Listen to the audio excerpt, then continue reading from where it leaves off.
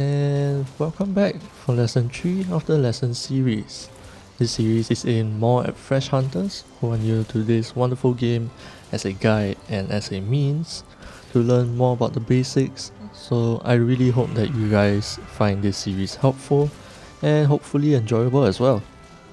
Again, like I've mentioned at the end of lesson 2, or as you've probably seen for yourself, today's episode is gonna be all about the 2 ways with which you can test out your weapons of choice safely without the need to go into quests, and they are the training area and expeditions. First up, we have the training area. As you can see when you hop into this area, there are things which you can find in your regular fields. You've got the barrels and the tree trunk that act as targets. You've got slinger ammo, vines to climb and swing on, wedge beetles, ledges, slopes, the mushroom wall, and the item box, where you can swap out your equipment and items. In here, you can practice your weapon's moveset to your heart's content without the interference of any monsters.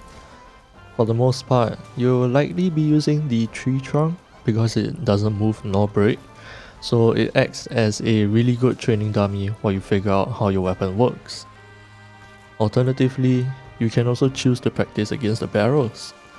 The difference is that the barrels will move around with every hit, which acts as a nice alternative if you also want to practice positioning, and they will break after taking an amount of damage. There is also a bomb barrel around the middle of the area. This is the one that will help simulate an attack, so you can practice your dodge rolls, guard pointing with your charge blade, counters with your longsword and lance, etc. And then there's also the ledge, where you can figure out what attacks you can do while jumping, slopes for you to practice sliding attacks, and there's also the mushroom wall, which you can actually run up to also practice aerial attacks. One special thing about the arena as well is that your items do not get consumed inside here. You can put down bombs, throw tranks, drink potions, or even just have fun with your ammo if you're using the bowguns, and none of them will get consumed. And also, especially for the ranged weapons, you get access to all of the ammo and coatings that are available to your weapon, so go have fun with those.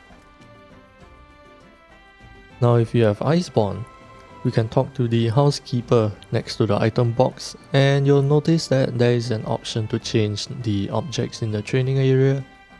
If you click on that, you'll notice that everything disappears, and now you have one big cart holding 3 giant barrels on it.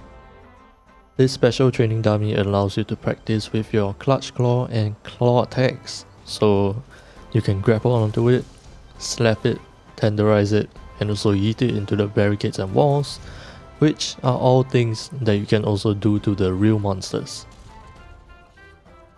Now, while the training area is a nice playground to test out everything that you want, it doesn't really help with getting a feel for what it's actually like with monsters. So that's where expeditions come into play. To go on an expedition, you either go towards one of the gates, or you can select a locale straight from your map. Why I recommend expeditions over investigations and quests is because there is no penalty and time limit. You get everything present in the map like a normal quest, but you are free to cut as many times as you want, hunt any monster present in the locale, and roam around for as long as you like. If you don't feel like hunting, you can even go around collecting materials and exploring the map just for fun.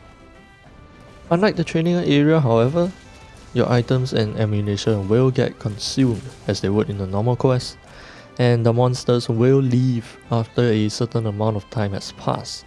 So it's an extremely similar experience, even if you have the unlimited feigns, which makes it the perfect option to get some real combat practice.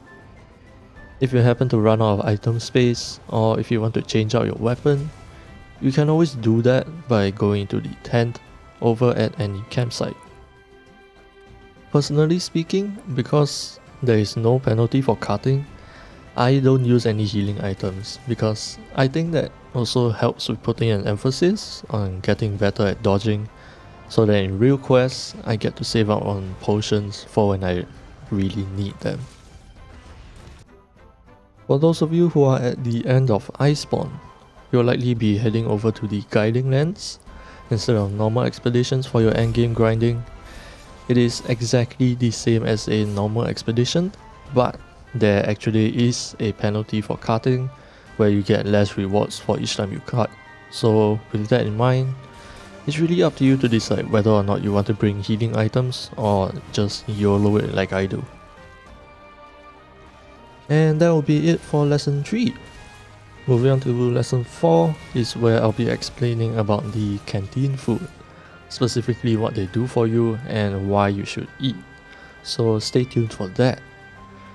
Hope you guys found this video helpful. Hope to see you in lesson 4, and as always, happy hunting, hunters!